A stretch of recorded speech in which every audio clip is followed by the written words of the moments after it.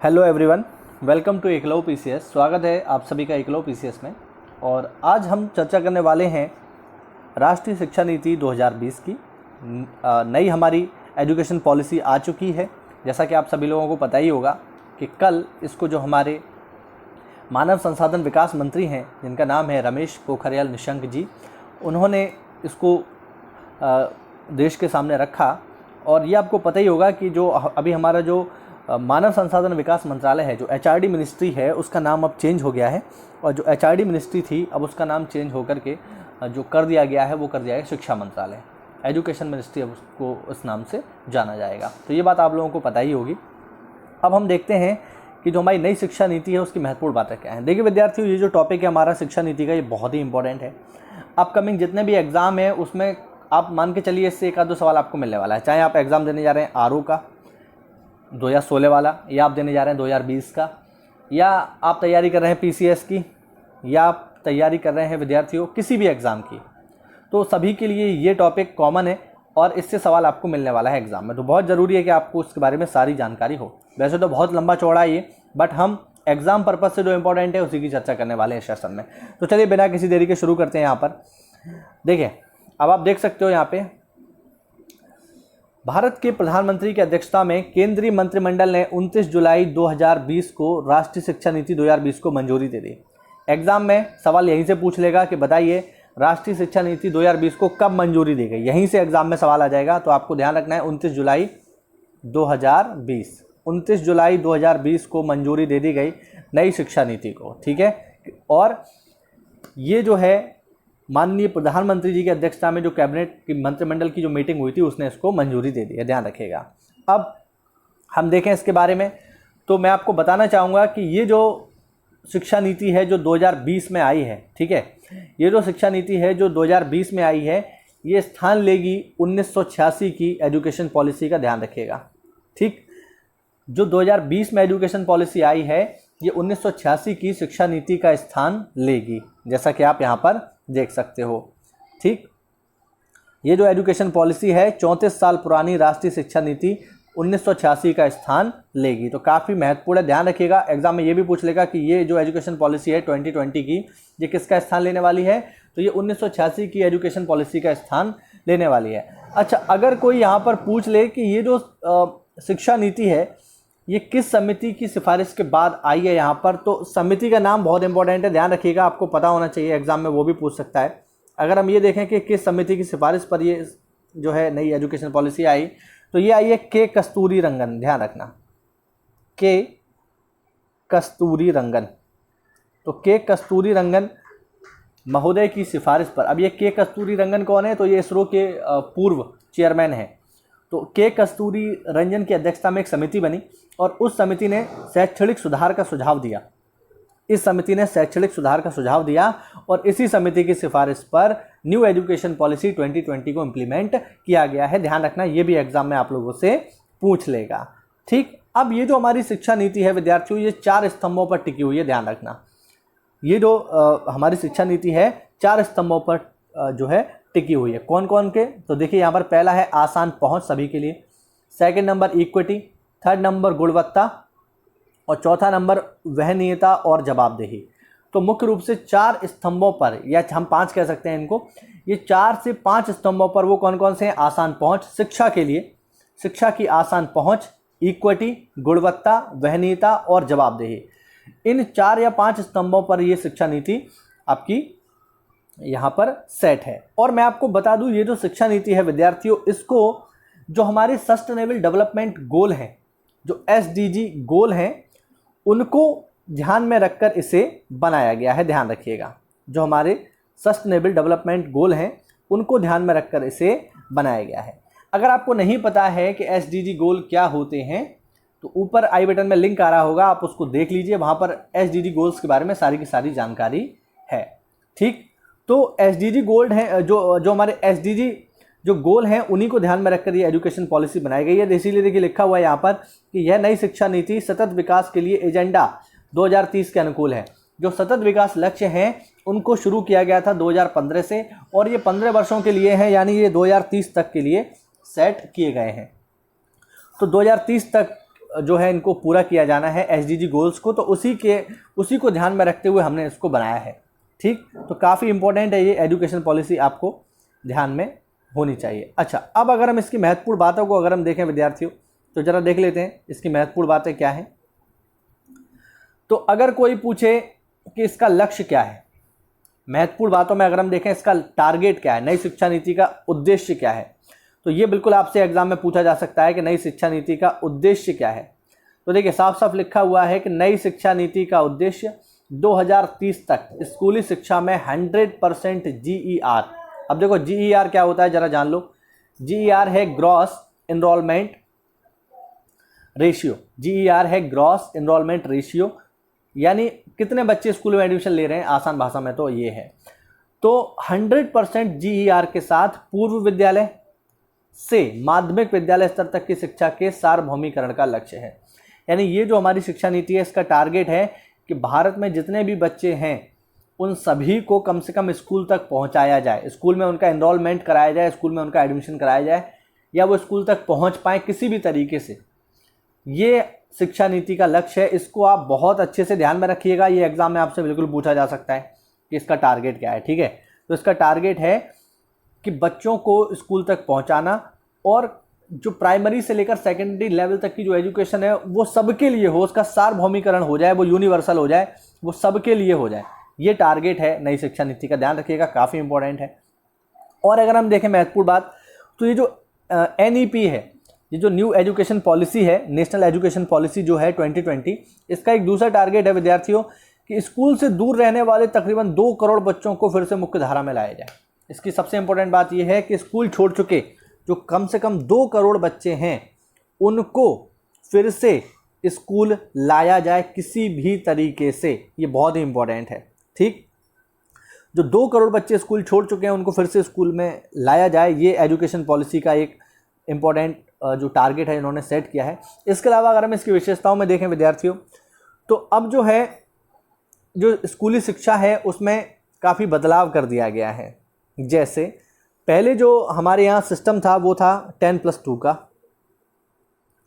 पहले जो हमारे सिस्टम था वो था 10+2 का, बट अब इसको चेंज कर दिया गया है। जैसा कि आप देख पा रहे हो, अब इसको चेंज करके क्या कर दिया गया है, 5+3+3+4।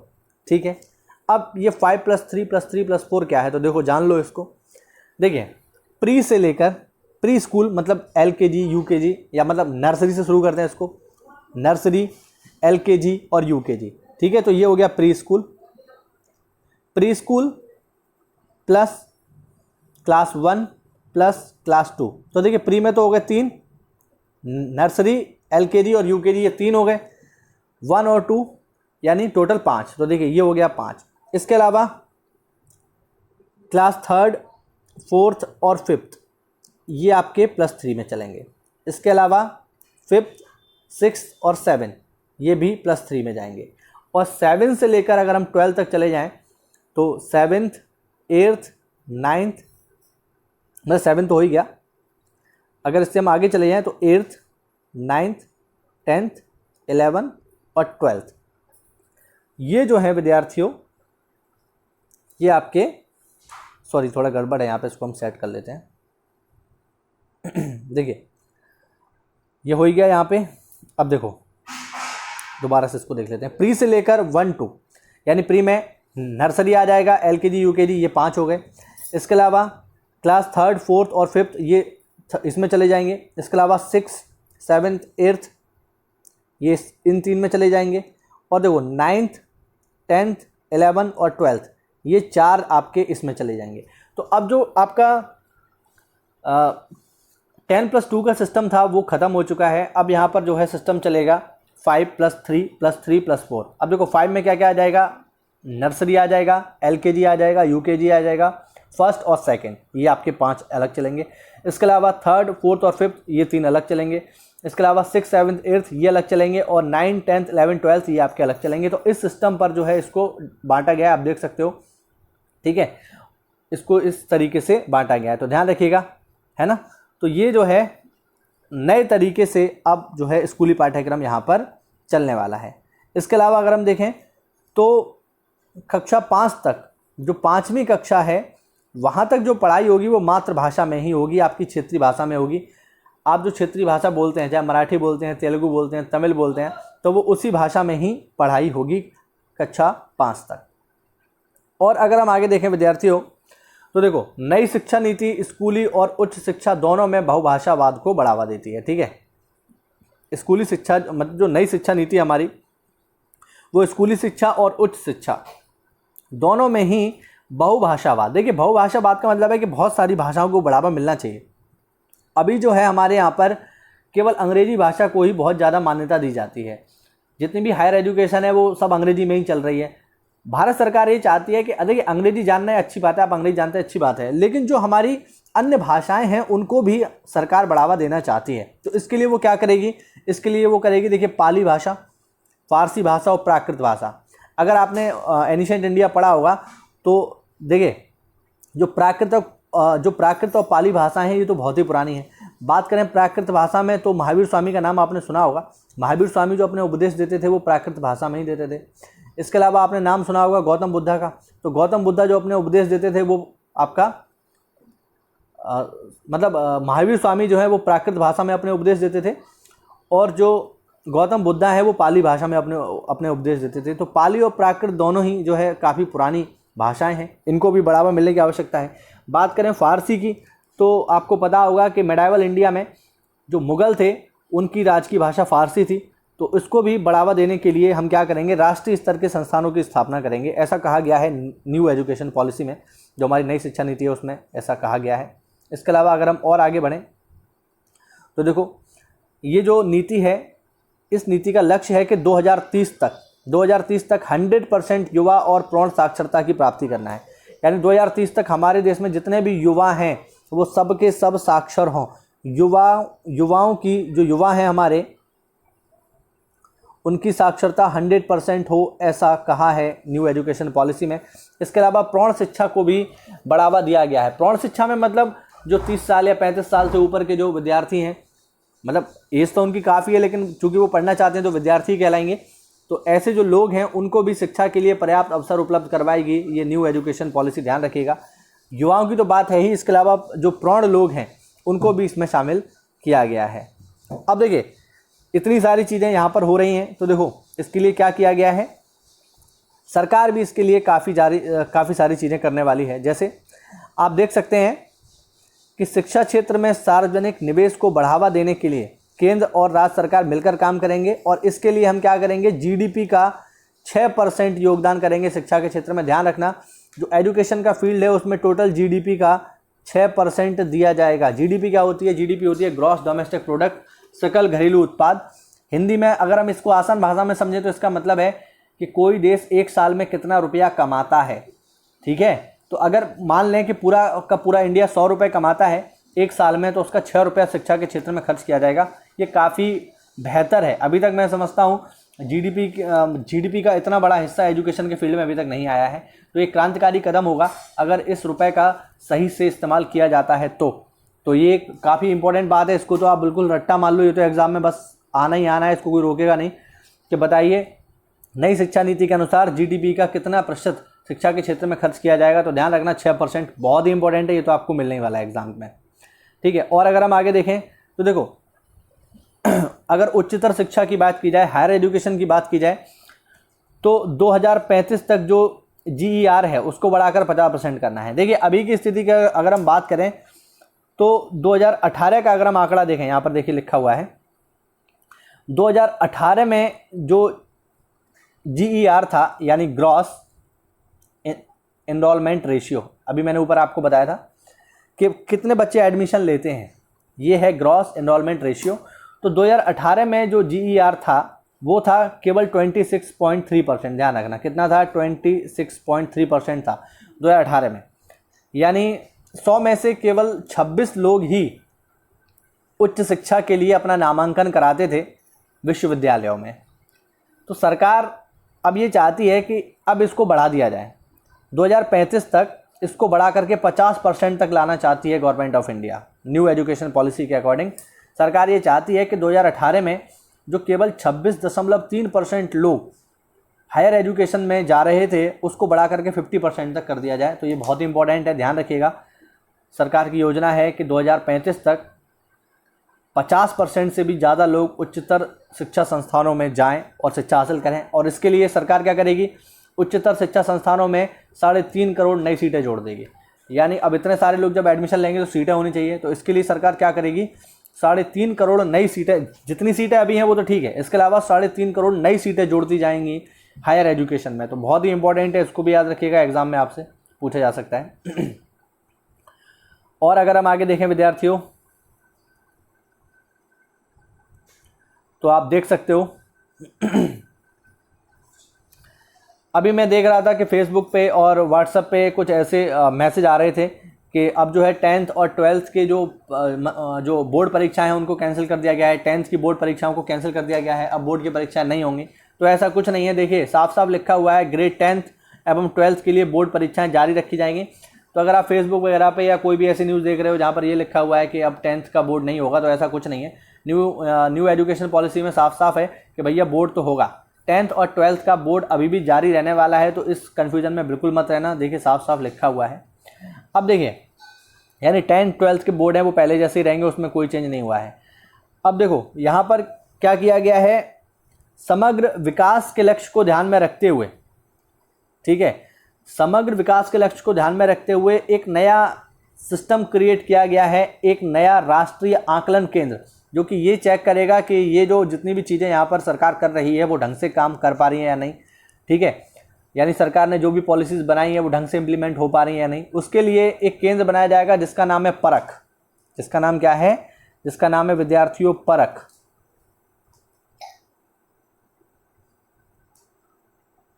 जिसका नाम है परख। अब देखिए परख क्या है, मैं आपको बता दूं, परख का फुल फॉर्म है performance assessment review and analysis of knowledge for holistic development, ठीक है।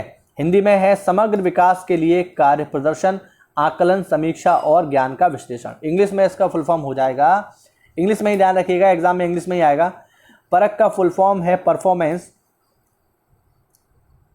Performance assessment review and analysis of knowledge for holistic development, ये है परख का फुल फॉर्म। तो ये एक आकलन केंद्र होगा जो कि इस बात की जांच करेगा कि आखिरकार सरकार जो भी नीति बना रही है वो ढंग से काम कर पा रही है या कितना काम कर पा रही है, इसके लिए ये जो है संस्थान काम करेगा। याद रखिएगा परख का फुल फॉर्म एक बार मैं फिर से रिपीट कर देता हूँ, performance assessment review and analysis of knowledge for holistic development, ठीक है। तो परख जो है एक केंद्र होगा जो कि इस बात की जांच करेगा कि जो जितनी भी यहाँ पर चेंज किए गए हैं वो ढंग से काम कर पा रहे हैं या नहीं। तो ये कुछ महत्वपूर्ण बातें थी विद्यार्थियों न्यू एजुकेशन पॉलिसी की, ठीक है।